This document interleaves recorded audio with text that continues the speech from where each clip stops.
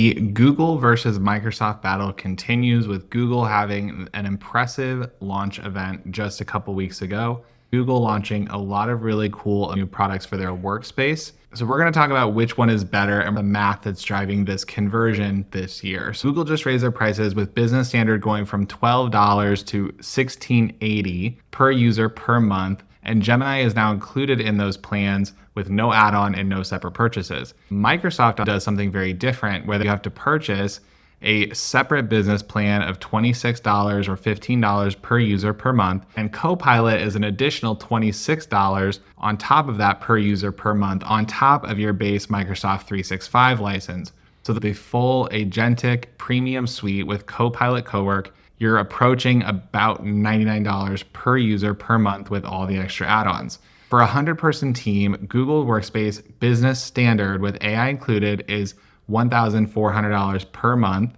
Microsoft's 365 E7 plus Copilot add-on is closer to $7,000 per month, and that is a $66,000 per year difference just for the AI layer. So let's talk about where the Google Workspace wins today. So there's 110 million monthly users on the Take Notes for Me feature with recording and transcription. That's a feature that just got absorbed into how a huge number of teams work without a budget conversion. Sheets can now answer questions directly about your data in plain language, no formulas required. For non-technical users who have been afraid of spreadsheets, this changes the interactions completely. Workplace Studio lets you describe what you want to automate, and Gemini builds it in plain language with no workflows and no nodes to configure. The user satisfaction gap matters here because 82% of Workspace users say that AI features provide real value for them.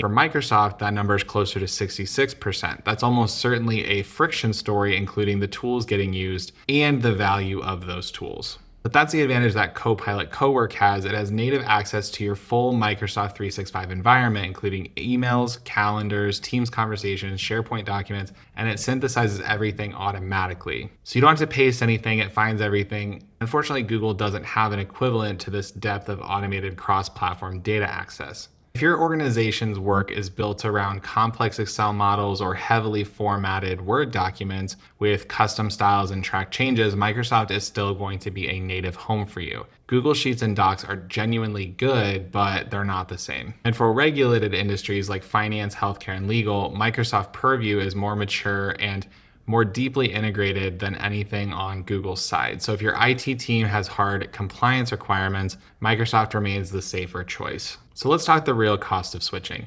Switching is not free. And if your organization has years of Excel macros, Word templates, or SharePoint workflows as an example, migration is going to be a real project.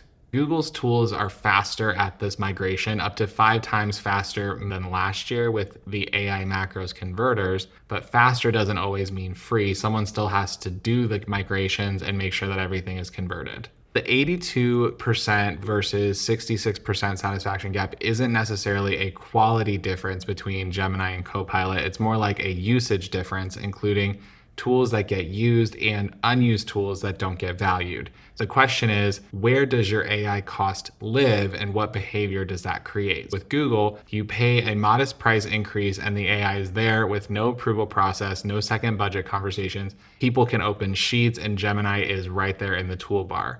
They use it because it's there because there's no friction to use. With Microsoft, every AI capability is a procurement decision. That friction shapes adoption.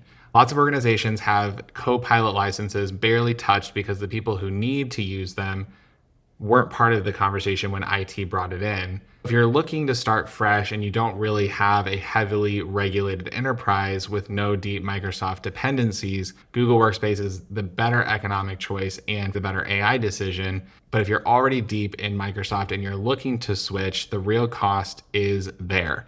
Let me know in the comments what platform you're currently using, which one do you prefer? If you're looking for more about Gemini versus Copilot, check out this video. It will see you on the next one.